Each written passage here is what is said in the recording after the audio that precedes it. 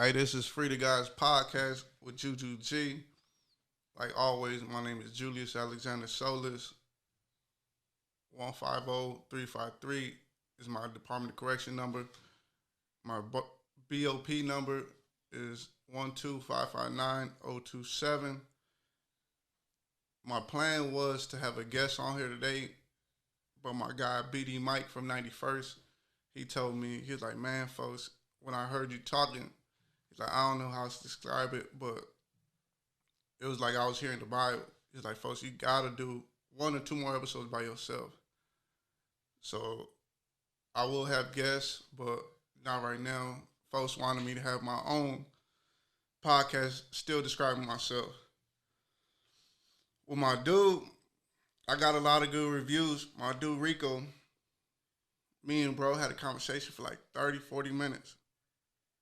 We was on the phone and he's like, bro, like you did your thing. Like, I'm proud of you. He's telling me, he's like you got to give it to him raw. He's like, you went crazy the first episode, crazy. And my thing is, like, everything I say is me. It ain't like I'm trying to do nothing or I'm trying to be somebody. That's 100% me.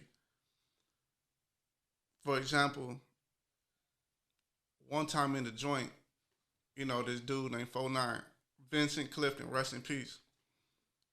Folks, big as hell. John Coffee big.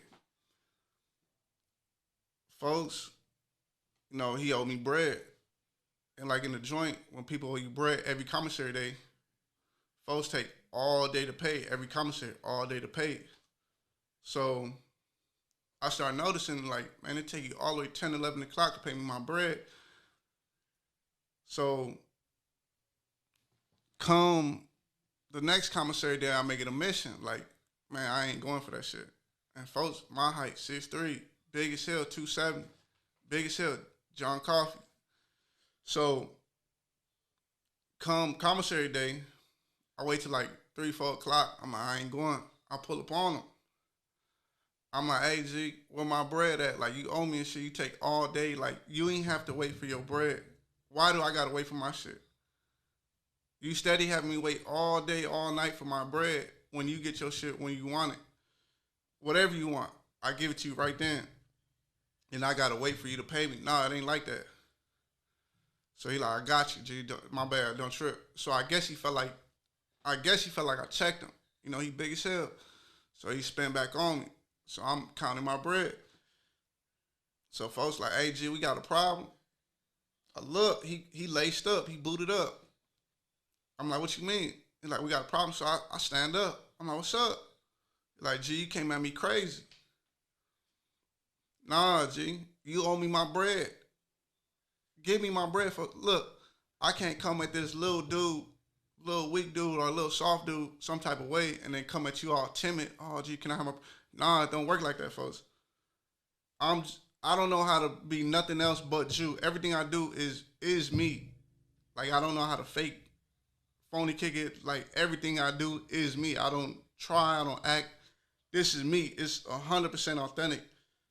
So I'm coming to you like I come to everybody else. I don't care about you being big as hell. Like, we either gonna have an understanding or we're gonna clash.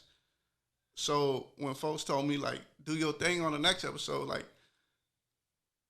this me, 100%. So folks real proud of me. My dude called me, did 5 years in the joint, in the feds. One of the wildest from Florida.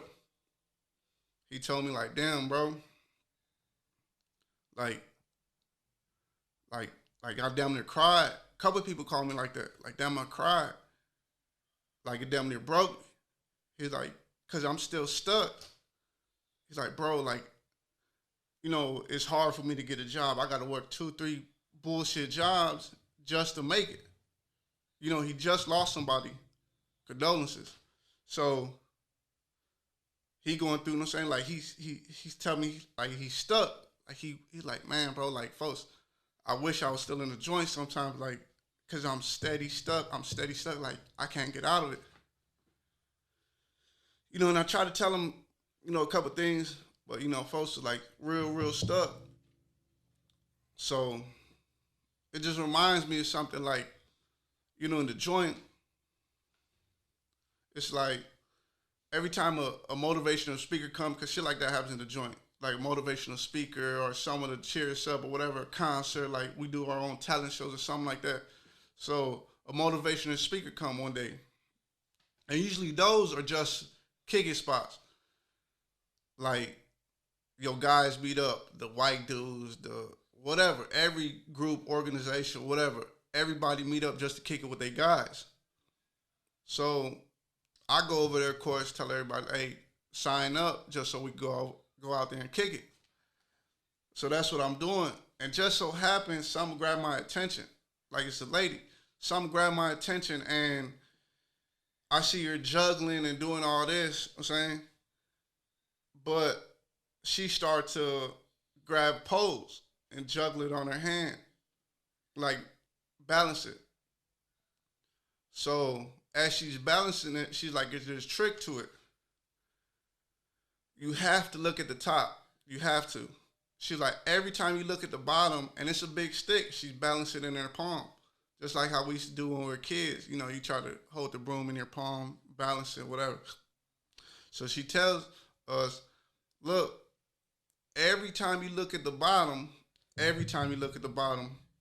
you always gonna fail. It's always gonna drop. Every time. So it don't matter how big the pole was or whatever that she put in her hand, 20 feet high, whatever. She put it in her hand and she's balancing it. And she said, look, I'm gonna look at the bottom. And then she's trying to balance it, looking at the bottom, and it falls every single time. And she said, I'm telling you this to let you realize that, yeah, it might feel like you're at the bottom right now. Yeah, it might feel like you're at the bottom. But you got to know what's your top. You got to know what's your goals. You got to know what you striving for. Because once you strive to that, once you look towards that, everything's going to be easier. Everything is going to be a whole different mind state.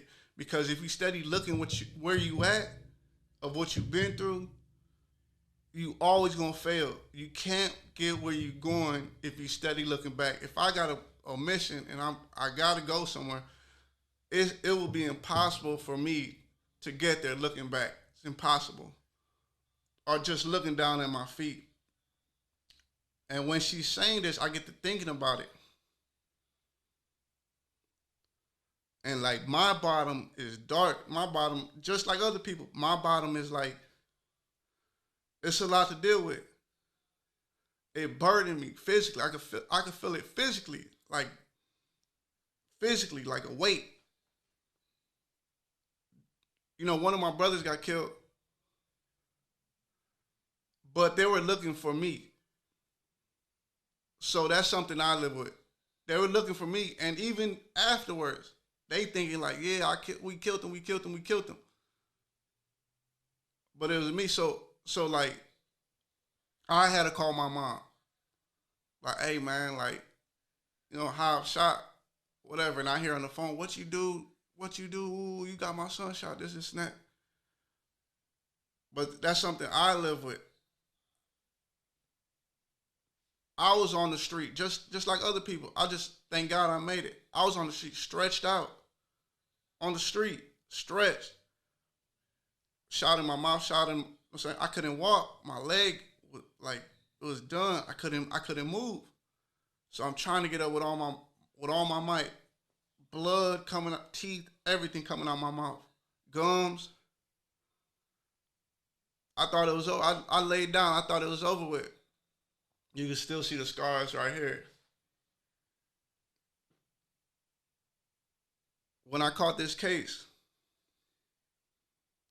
they came back, whoever came back, my uncle got killed. Just because he was my uncle. That's something else I had to live with. My grandma got that call. So I hit the county, whatever. As soon as I hit the county, bunch of dudes waiting. I guess dude was respected. Dude was someone's plug or whatever. Dude was respected though. So as soon as I hit the county, dudes waiting on me. Seconds. It don't take nothing, seconds. Hey, who is you? Boom, dude bust on me. We get to bumping, whatever. Go to the hole. Like my cousin said, he said he been through something. He knew it was gonna be a bumpy ride, so he strapped in. I'm in the hole, and I realized like, okay, it's that. It's gonna be a bumpy road. Instead of, I know what I got myself into though. So I'm mentally, I'm gonna strap myself in. Let's get it. It's gonna be that. I get out the hole. Next session I go to, someone asks the same thing. Hey, you Juju, right? I bust them. Go to the hole again. And mind you, you already low. When you that low, you thinking you can't get no lower. So I get my paperwork in the hole. Get my paperwork. So I'm reading my paperwork. You know, I'm seeing shit that you expect type shit. So as I'm reading my paperwork, I come on my brother's name, my other brother. So I look. This someone, you know, it took a month, 2 months for me to get my paperwork. So this someone I'm talking to every day, every day. And mind you, he kicking it. Every time I call, he kicking it. So I call, you know what I'm saying? I'm reading it, and I see that he told on me. Man, the betrayal is real. Talking about like, I'm thinking like, I can't get no lower at all. Like this is it. This is as low as I'm gonna get. Man, that betrayal. And then to see my dad, he was a juvenile, so my dad signed off on him, approved for him to say this. Man, the betrayal is real. Talking about a stab in the back. Man, it was like, man, like he killed me. Like I'm reading it. It's taking my breath away as I'm reading it. Okay, cool. I'm gonna take that. So I end up being in there, whatever. I was fighting 6 months straight, damn near every day, every time I come on the section. So this is something I'm living with. And I'm feeling like my life can't get no lower. But I chose this, so I'm not really tripping. This is what I gotta endure. So we thinking we on some street shit. When my brother, when he got killed, police come to me and they show me a lineup. And they say, if you point to someone, anyone on this lineup, someone getting locked up for murder. The person who killed your brother, we'll lock him up right now. Just point to anyone. I look at this lineup. Oh, these my guys. Nah, these the folks. What you mean? So they getting mad, throwing shit. You know, I'm playing by the rules. We keep this shit in the street. I'm playing by the rules. So mind you, I'm in the county thinking everybody playing by the rules. Because I'm playing by the rules. I'm thinking everybody playing by the rules. I want dude to be out. I don't want him locked up. So mind you, now I'm locked up. I'm going to court. One of the dudes on the other side, he see me. We going to court together. He tell the bailiff, hey, don't put me next to him. Don't put me next to him. Please don't. And I show him like, look, I'm in shackles and handcuffs. Like, hey, bro, like, be cool, man. Your scary ass. Be cool. I can't do nothing to you if I wanted to. So he screamed like, don't put me next to him. Don't put me next to him. So we end up walking to court. It's a long walk. We got to go through tunnels, underground, all that. So I'm talking to him like, hey, bro, check it out. You know, he was on the scene when I got locked up. I'm like, all y'all got to do is say I shot in self-defense. Y'all telling everybody named mama what y'all going to do to me, all this, whatever. So all y'all got to do, this is what I'm telling them. He's right behind me. He won't get too close. I'm in shackles, though. So I'm telling them, hey, bro, all you got to do is say I defended myself. That's all y'all got to say, was I was defending myself. His exact words were, you hit, you go into the joint, you ain't never getting out. So I figured like this is a hard fight to fight. This is the real bottom. And now that I got out, people are mad that I got out. There's people that are mad that I'm breathing, mad that I'm free. I got my freedom. I'm talking right now. And I know this. So me knowing my bottom, me knowing where I've been through, I'm knowing that's my bottom, but I'm not focused on my bottom. Just like bro said, he's stuck at the bottom. I'm not focused because I know that's not where I'm supposed to be. I used to tell people in the joint, I know this ain't for me. I know this. I wasn't put on this earth to be right here. Yeah, I'm gonna do this. I'm gonna do this on my head. I'm gonna do this 10 toes.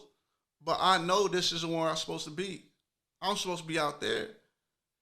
I know I'm supposed to be out there making a difference some way, somehow. So I'm looking up. Everything I'm doing right now, as far as what I said in my first episode, I said that years and years ago. Years I said it ago. This is what I'm going to do. This is what I'm going to do. I had a Shelly one time, and I tell him, like, man, this is what I'm going to do, and this is what I'm going to do. In the maximum. 2016, 17. I'm like, man, I'm going to do this. I'm going to do that. So one day, he's like, hey, Jew, can I get your picture? And that's common. That's common in the joint. When you get cool with someone, you get tight with someone,